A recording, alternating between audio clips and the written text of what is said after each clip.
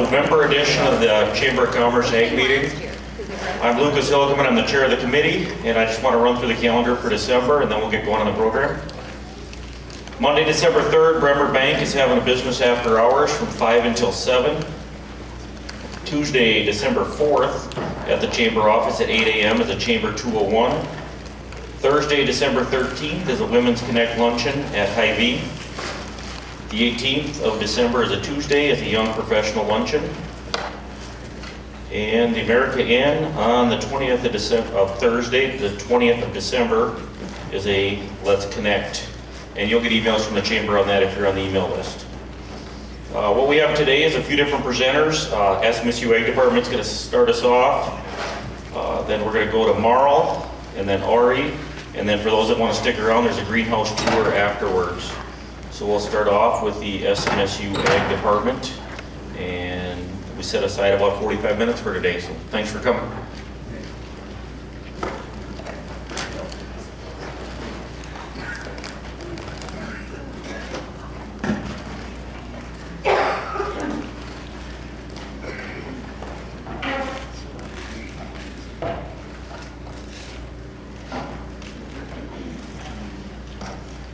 Welcome for our School of Agriculture at SMSU. This is a special event. We know that our community people, we feel like we know each other very well, but it seems like this is more official, so that becomes for me a little bit nervous, but this is somewhat special. But welcome all, and I'll talk a little about our School of Agriculture, and then we have students. Students, they can also share their experiences at SMSU. And in the meantime, if you have any questions or something, I think this is a great opportunity for you to ask any questions, and then also we can respond. But still, we have very limited time. But yeah, I'll also keep the schedule. Okay. Yeah, as you see here, we have 7 different programs now. Yeah, we started agriculture programs more like in the very fast, a long time ago. We had agronomy with the U of M, but since over the last 15 years or so, we started agribusiness management as the sole program. Then maybe it's in 2008 or so, yeah, we started agronomy. Then now we have evolved with 7 different programs. But as you see, the very first one, business management, is the largest program.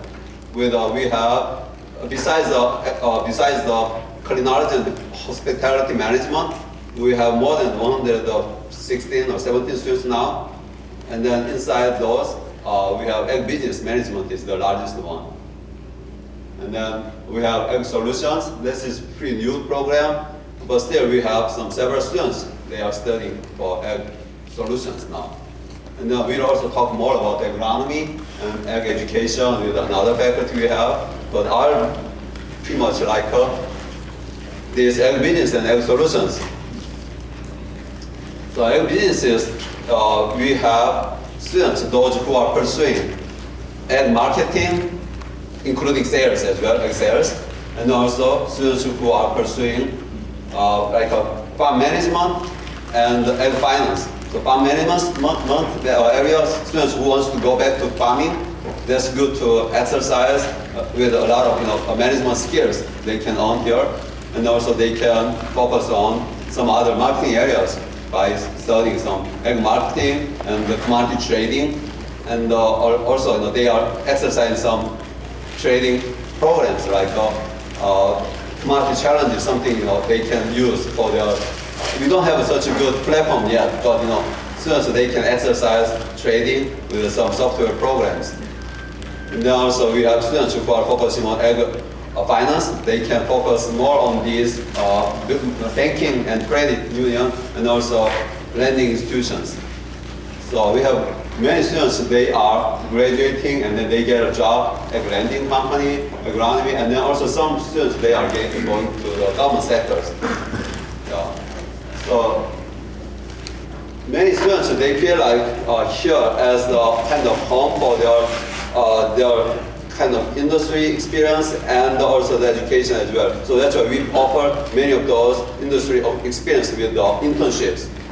And then every Thursday, we have students, they have Ag Club meetings, and inside the meetings, they have a lot of interactions with the local, and also beyond the local. Some people are from South Dakota, and then they are showing their opportunities in the internships, and even sometimes they are full-time jobs they are talking about. So that's kind of a lot of interactions students can experience here at SMSU with the School of Agriculture. And the Agri Solution, again, as I mentioned before, this is a very new program. We have not many students yet, but it's still important for the industry here, because this is more like industry supported. So many of those industries, they talk about how the students can gain more hands-on experiences with the Agri Solutions program. So I think these are the basic ideas we can share. And then the next, I think I'll invite Lee French for agronomy side. Do you have any slides up there? Yeah. Okay. Thank you, Sam. I'm the agronomy professor here on campus, and along with Sam Tutt. Sam is in the back. We try to get our students involved in actual farming type of situations. So when I first came here, I decided I wanted to have a research site to work with, and we worked with McLaughlin's, and they allow us to do research plots on a piece of land north of campus here. You may be been by it or seen it. We have some signs out there, but we are allowing the students to do actual research, because when you talk about farming, you're talking about farmers or growers actually doing experiments, trying to gain the bottom line, which is the best profits available that they can get. And so by doing this research and having them understand and do that,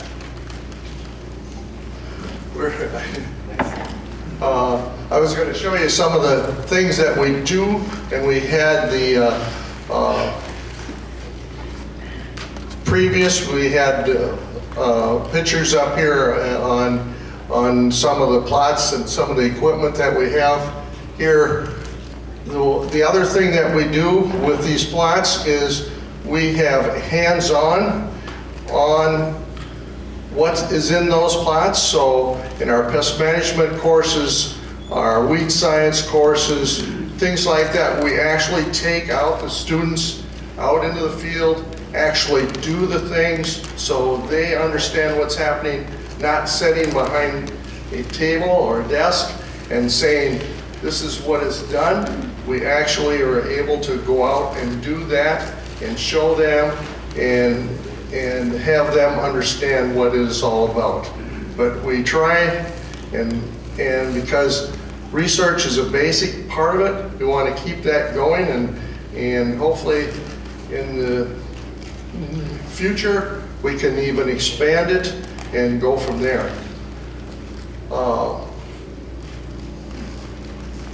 Basic slides, I think. Okay. But that's what we're doing. Are there any questions? I just want to do it very quickly so that you understand that we, as agronomy professors or crop science professors, are actually looking at many different avenues. There's a number of different ways that you can go in agronomy, because you're looking at things like soil science, you're looking at fertility type of situations, you're looking at the pest management or the insects, the diseases, the weeds that are involved with actually growing a crop and gaining that maximum amount of yield or maximum profit that we are achieving for each individual farmer or group of farmers. You want to, I don't know what else, unless there's questions. Then we can move on to the Kristen. Kristen, you want to talk about education? Yeah, actually, we're going to talk about ag communications and leadership first, and that is one of our newer majors. Ag communications and leadership kind of formed out of a need of students that have a high drive in marketing, writing, very well writing skills, have interest in selling products and different things. So it prepares them for several different jobs, but you can see advertising, journalism, marketing, and such. So we're gonna have our very first graduate in ag communications and leadership in the spring, and she's in this room. Okay. All right. Sorry, Ashley. Okay, next. Okay. Agricultural education was started in August of 2016. It was the reason I am here. I was able to develop the program from the ground up, and our students, we're up to 25 students now, and it's a thriving program, so I'm very happy to be a part of that. As you can see, the one thing I just wanted to mention that is very unique to SMSU in agricultural education is that our students, from the very first semester they are on campus, they are in a classroom. So they do not have to wait until they are student teaching their last semester to figure out, hey, I love this, or hey, maybe this isn't for me. And I think that's incredibly important to get students in the classroom early and often. So you can see several of the courses there increasing in the amount of time that they're in the classroom for that experience. Is there anything else on that one? Just some other courses they take within the agricultural education. It's important for them to develop leadership skills, to learn the different methods, courses, and then also they have the FFA portion of the major. If you're familiar with FFA and ag education in the classroom, it's an important piece to that as well. Okay. Okay. Yep. And then it's good. Kristen, Yes, sir. how do you relate as far as number of students versus the University of Minnesota, which has been the other only option in the state of Minnesota for ag education? Right, we are one of 3 institutions in the state. So we have University of Minnesota Twin Cities, University of Minnesota Crookston, and ourselves. So we are spread out across the state, which is a really good opportunity for our students. Number-wise, I do believe we are very similar, if not maybe a little bit more in numbers than Twin Cities. So we are very happy to be here and thriving. Joyce, would you like to come up?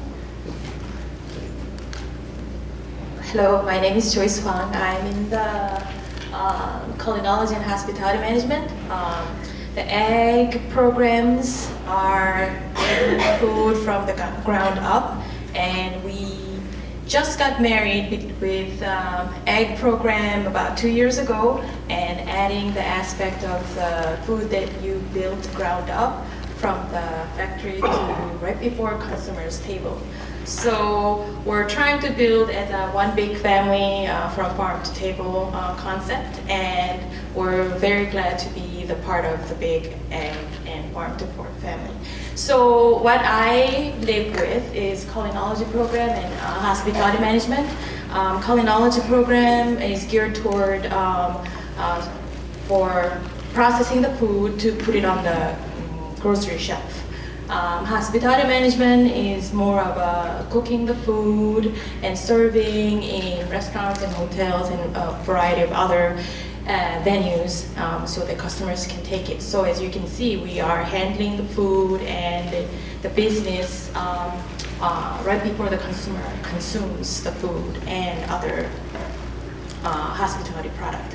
Culinology is built upon, foundation of the culinology major is a food science and chemistry, and then we build upon on top of the science, we build food science, processing and packaging type of courses, and end the program with the product development, which students do actually end up developing new product to be placed in the grocery store.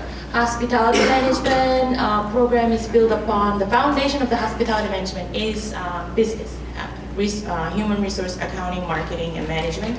And then on top of that, we add on industry-specific courses, depends on which route students choose, either hotel event side or culinary management side, which would be restaurant management. So they build upon hotel, front of the house, restaurant purchasing, and then restaurant operations, and their capstone would be policies, strategic management of the firm. So it's more of a business. Hospitality management has more business characteristics to it, and culinology has a science. Has a foundation in science. This slide that you're looking at is to give you an idea of what culinology is about, and then actually the little sector of where our SMSU culinology graduates are now are the logos of companies that our actual graduates are working now. We could track some of the alumni data and could identify those companies. The next slide shows the logos of the companies that our hospitality graduates are working. So it's anywhere from hotels, restaurants, and a tourism-related industry. The next slide shows you a variety of pictures of our actual students. Oh, it's not there. Okay, so that's what we do here and what we work with our students. Any questions? What kind of competitions do we get involved with? Culinology students' capstone experience is a product development component, and we annually attend Research Association's annual student product development competition, and we've been doing really well. And last year was the highlight of the big achievement, where we two of our teams went to the final and placed first and second. So it was a big year for us.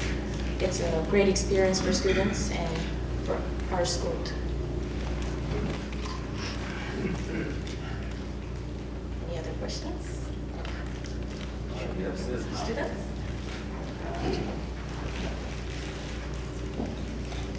I'll keep it short. My name is Asa Nelson. I'm a senior here at SMSU. I'll graduate in May.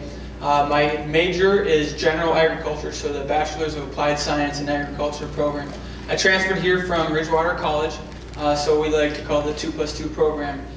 Here they've been awesome at helping me make sure my credits from the 2-year institution transferred in, and then I can graduate in the 4 years at SMSU. And so if I could say one thing about my experience here was, one, I got to have classes with each and every one of the professors because of my program, so I got to see their quality and know that, but also know that each and every one of them wants to see us succeed. And there was lots of times I'd go and meet with advisors and tell them this is what my goals are, this is what I want to do, and they'd help me out and guide me towards that. Sometimes they'd tell me that that wasn't possible, that we can't do that within this institution, and I had to understand some of the loops you had to jump through. But no, overall it's been an awesome experience here, and getting to see all aspects of it. I'm very fortunate.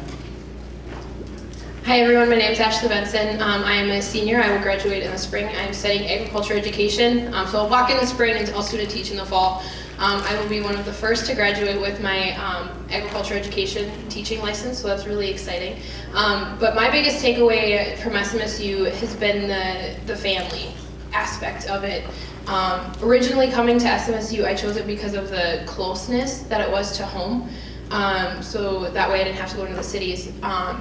But as I grew here, as I was here, I realized that it's much more of a family aspect, and that's really what I was looking for in a university where everybody knew my name and that I wasn't a number to them and that I was an actual human being. So that's my biggest takeaway. Thank you. Are there any questions for Asa or I? Is there any question for students? I think these are all about ourselves. I know we can't really say just a few words. We can't describe everything about us, but I think this is the way. But yeah, if you have any questions in the future, so feel free to contact us so that we can be more connected. I think that's That's the most important thing as a community here. So I hope we can build a really good close relationships and then encourage ourselves each other so that we can be more stronger and then also more helpful to each other. Thank you.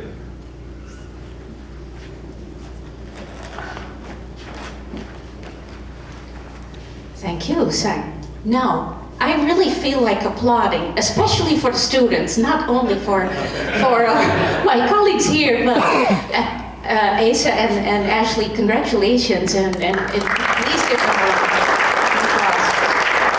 So, let's see, where is my presentation? My name is Olga Rubekamp, and I'm going to talk today with you about Minnesota Ag and Rural Leadership. And who's familiar with that, with MARL, Minnesota Agriculture and Rural Leadership? So I see quite a few hands. I might duplicate what you already know, but hopefully you'll learn a few more things, or maybe I can learn a few things from you. MARL was founded about 18 years ago, really to strengthen our agricultural industry as well as strengthening our rural communities. And you can come up with a few challenges that we're facing currently in our rural communities right now and in our agricultural sector. But 18 years ago, we had some of those looming too. And so through stronger leadership is how we hope to and aim to create a stronger agricultural sector and also stronger communities. And the good news is, of course, we measure all these things and it works. So currently we have 270 alumni, so people who participated in our leadership program, and we work with 30 members in a class. And we actually started earlier this month with the first seminar with a new class, and this is the 10th class of MARL. I'll just call it MARL if that's okay with you. Minnesota Agriculture and Rural Leadership is so long. So we will help them to further develop, as you can also read on the slide here. They're very diverse. And so these are the 30 people, and maybe you know of any familiar names, but they're really from all regions of Minnesota. So this is a statewide leadership program for professionals. People like yourself. And if I look at all of you, you're different generations, you're men and women, you all do different things, but you have an affiliation with agriculture or with your community, otherwise you would not be here probably. You must have an interest in it at least. And so these people do the same thing. Many actually are farmers. And as you can imagine, some younger farmers might still have another job besides farming. They might sell, seed or chemicals or very different things, work for the Department of Agriculture, but most are farmers. And actually there's even someone here who is affiliated with the forestry industry. So very different types of farms too. Wild rice. We grow wild rice in Minnesota, so we have that in our class. The 30 people you see here and our staff, 3 people, are from the last class, and I don't, so this is so new, we just started so recently with our new class, I don't have a new picture, but just to give you an impression. The leadership, our team consists of myself here at SMSU, so we here at SMSU administer this very robust and dynamic program. And we do not do this by ourselves, very unique partnership with the University of Minnesota Extension, and it makes the program stronger. And you're thinking, Olga, how do you juggle all those things? And that's what I like, because you have to listen to each other and figure out what do you do, what do we do, and how can we put all those strings and all those knowledge pieces together. So very unique. Eric Doonens is with Extension in St. Paul. St. Paul, huge hub of agriculture, right? Well, anyway, he is very strong actually at writing curriculum for leadership. So even though he wasn't all that familiar with agriculture, you can learn about those things. I learned it myself. I married a farmer, and so through marriage I got more involved with agriculture. And then there is Christy Kalovig, also with Extension in Wilmer. We have a board of directors who has a strong advisory role, and those are also leaders, agricultural leaders from across the state. So now you're wondering, so what do you do? We know who's in it, and we know who works with these people, and we know the goal, but what we do is actually we offer 11 seminars, of which 9 in-state, so 9 in Minnesota, different locations. We never go to the same place twice. And actually, very soon, we'll come to Marshall, and that's the only time that this particular class will come to Marshall. And the next time we'll go to St. Paul, and then we'll go to Crookston. So we'll go very different places. 11 seminars, so 9 in-state and 2, 1 in Washington, D.C., which is national leadership, and then an international seminar towards the end of this curriculum.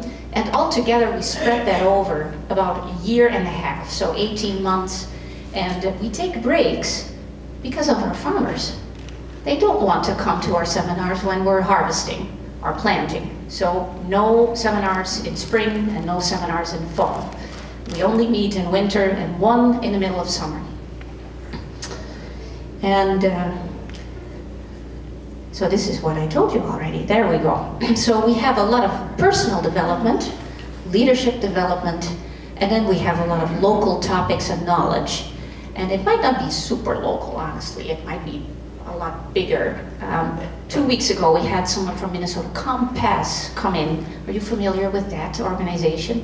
They provide you with statistics and facts, and you can tell, okay, this is what's coming up to our communities. This is what is happening in agriculture. We have agricultural economists coming in and such, and so very broad things, but we also tour very different facilities, such as processing plants, farms, of course, but we'll also go to very different types of farming operations. Have you heard of urban farming? Have you heard of the Hmong American farmers in St. Paul? And so these farms are very interesting for us to look at and take back new knowledge. And maybe we can't really use that at home, but there's always something to learn, and it makes your perspective grow. It will never fit back, basically, as how you started. So we do that. On the personal development side, I'd like to add, we do a lot of testing, assessments. Myers-Briggs is what we did this month. Next month we'll do an even more rigorous assessment called EQI. Have you heard of the impact of emotional intelligence in your life and in your career? You can be very smart, but if you don't know how to use your emotional intelligence, it can still be a challenge and you might not be as successful. So we really focus on that. So we test and test and test. We do not drop blood. That's the good thing. International study. I posted a picture of a farmer from Wilmer, actually, and a biotech person from the southeast corner. We were in Vietnam, and she accidentally rode her bicycle into a ditch. And so you have to help each other out.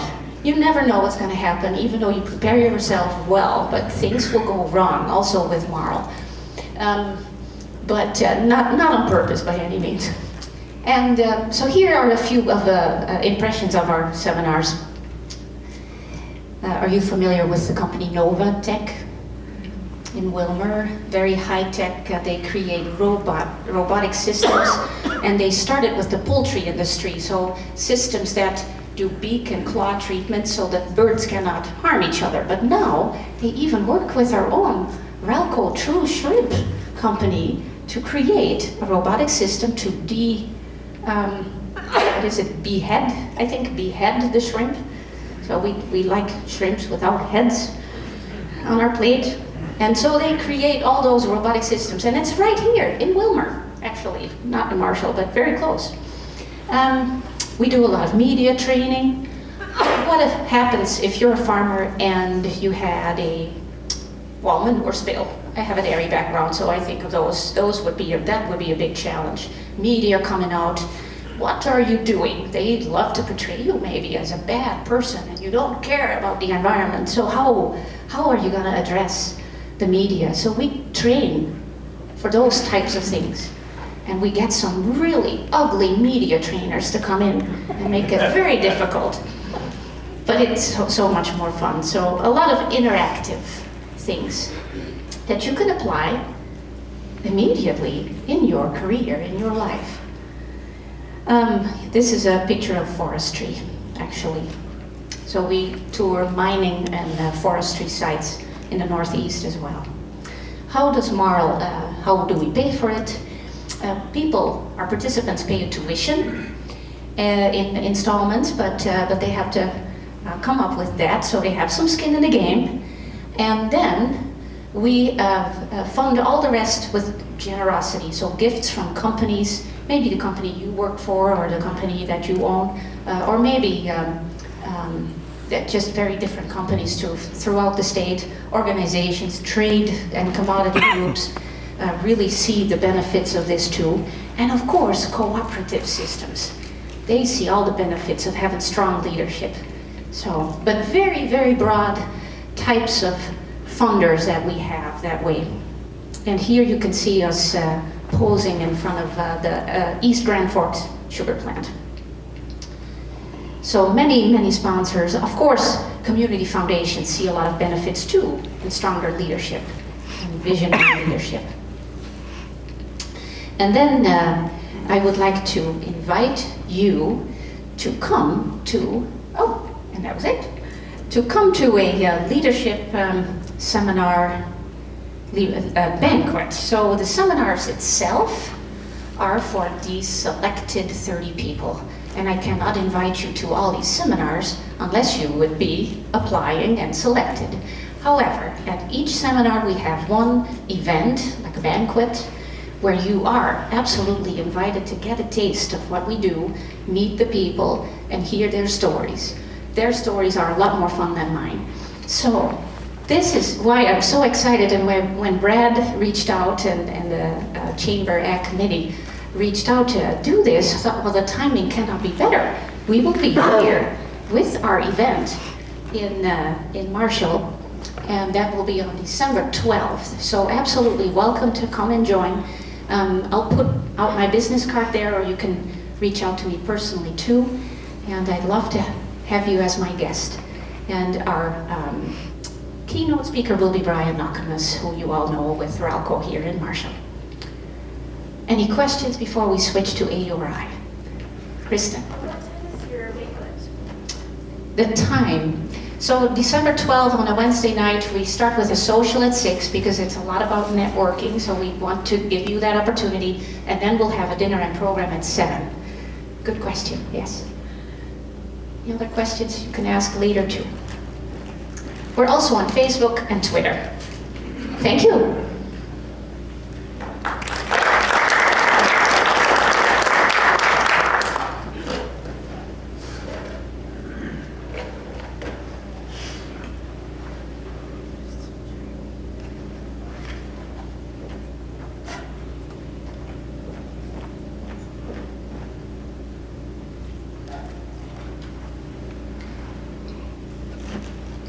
Good afternoon, everyone. My name is Michael Studelberg. I'm with AURI here in Marshall, and I'm just going to tell you a little bit, give you a little bit of background about AURI, and then tell you a little bit about the services we provide for our clients as well, some projects that we've been working on. So AURI, as we call ourselves, is the Agricultural Utilization Research Institute. So we go by AURI.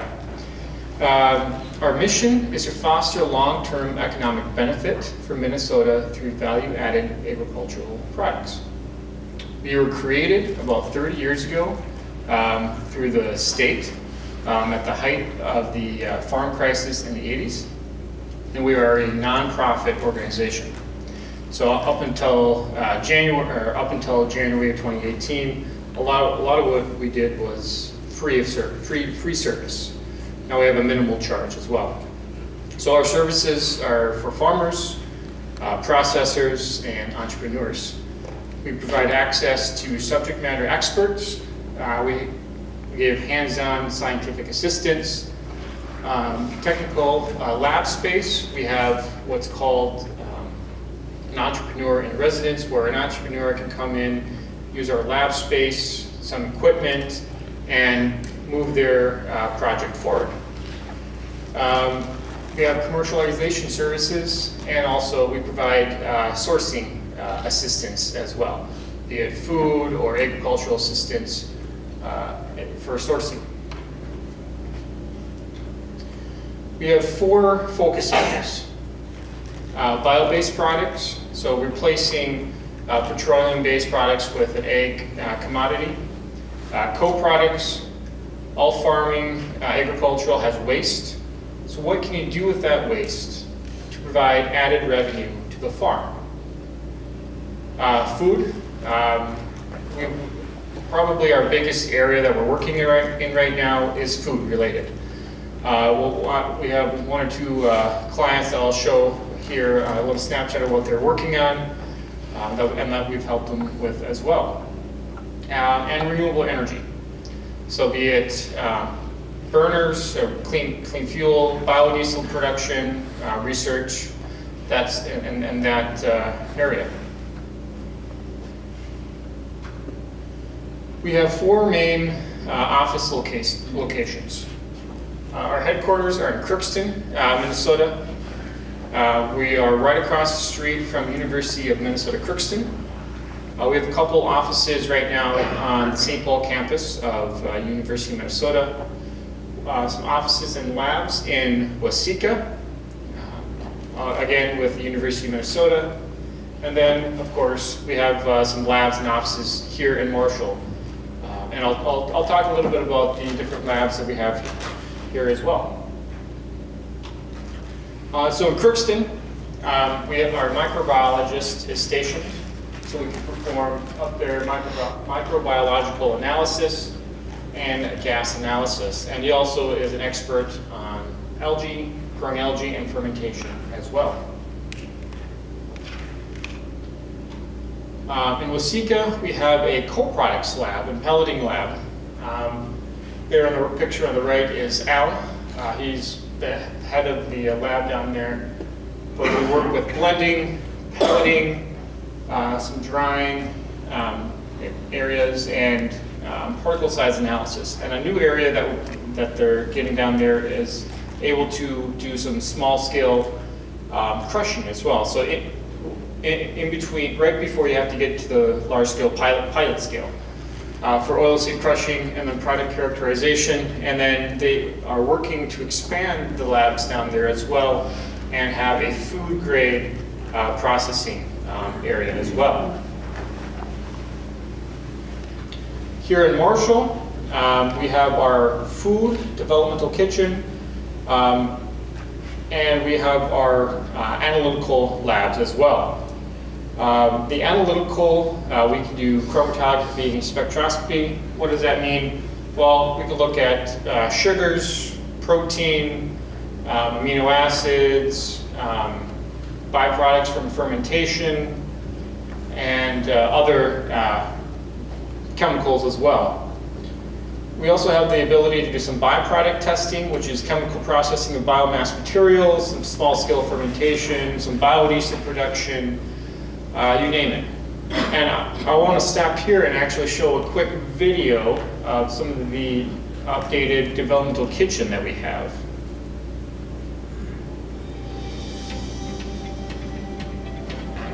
Hi, my name is Ben Swanson, and I'm a food scientist here at AURI. We're currently in our food development lab, where we help out small-scale producers scale up their formulations. Let's take a look at what AURI has to offer the food community.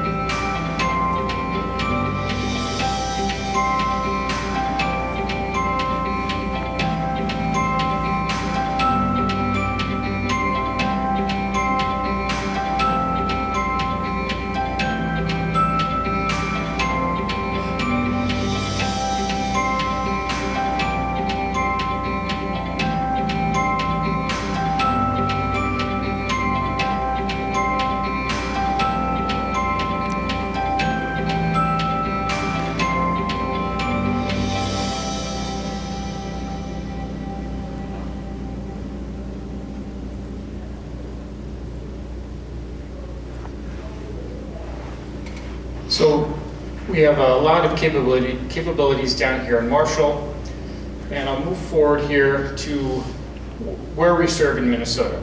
So we're able to serve all throughout Minnesota. You know, we show those 4 main offices, but we also have colleagues who work remotely from those offices as well, and are able to travel around the state and open up and meet potential clients of ours. And we work, for the past 30 years, we've had clients from all over the state. So it's emerging agriculture. As I mentioned, one of the biggest areas that we're working in right now is food. And we were able to work with Case Naturals out of Clara City. They are a local food producer, healthy food, gluten-free, and they're in over 9,500 outlets, 80 online retails. They are actually our 2016 Ag Innovator of the Year award recipient for the work that they're doing.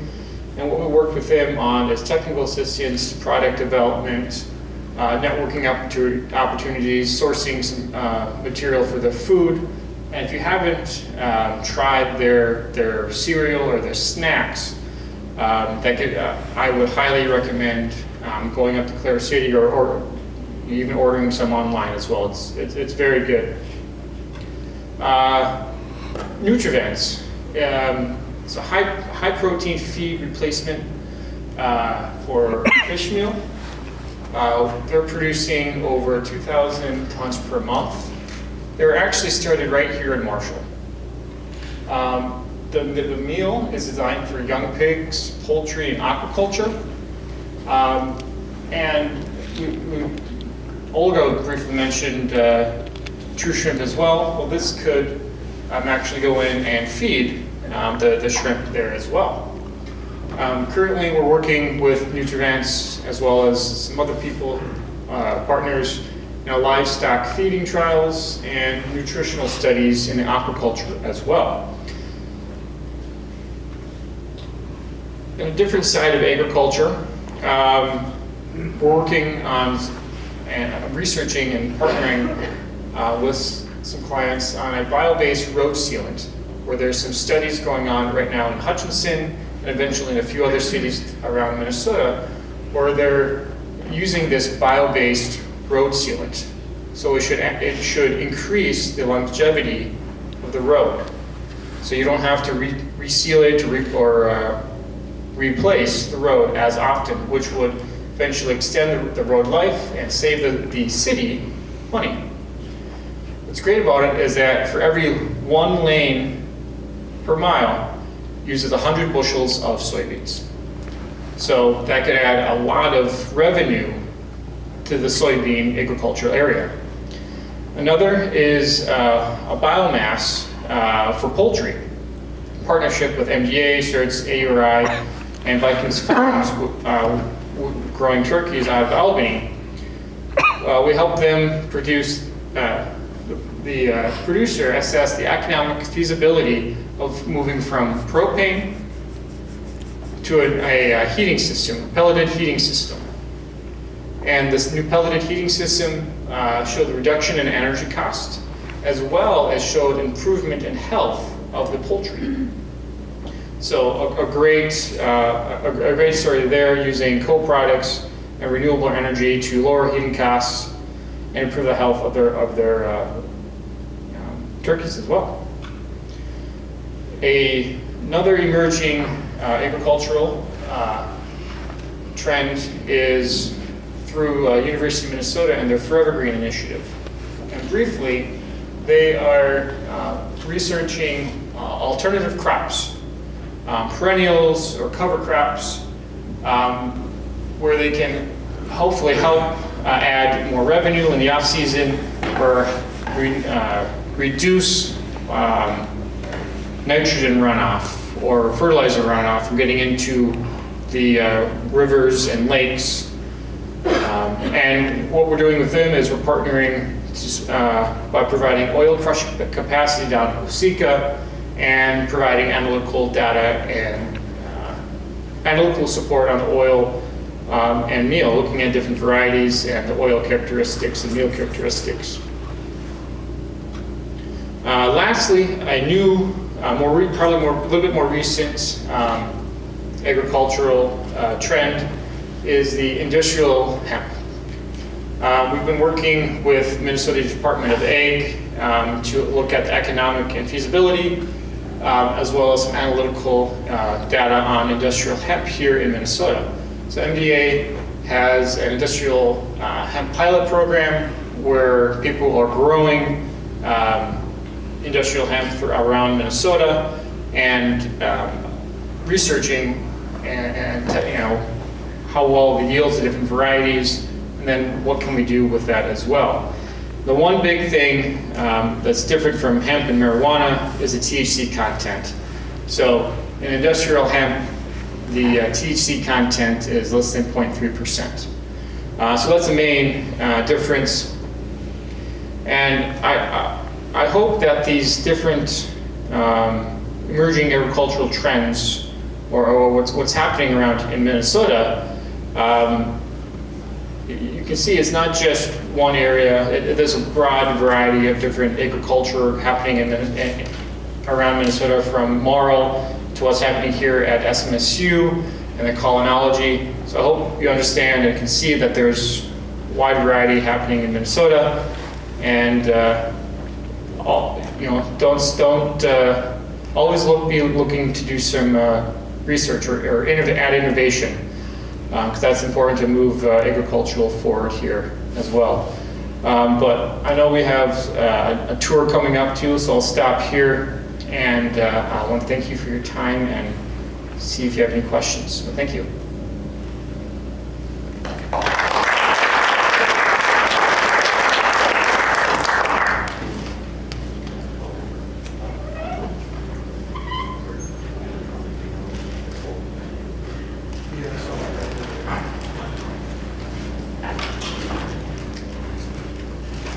So we're going to do the tour of the greenhouse. They want to keep the groups small, so we get groups of like 10 if you're going to stay, like 10 and 10, and we'll go walk through the greenhouses. The other thing I want to say for the students that came for a class, come to the meetings every month. It's good networking, it's good education. Don't just come because you have to come for a class. So it's nice having you guys. They're very educational for everybody, even people that have been in the business. So meet down here for the tour, and we'll follow professors out. Thanks.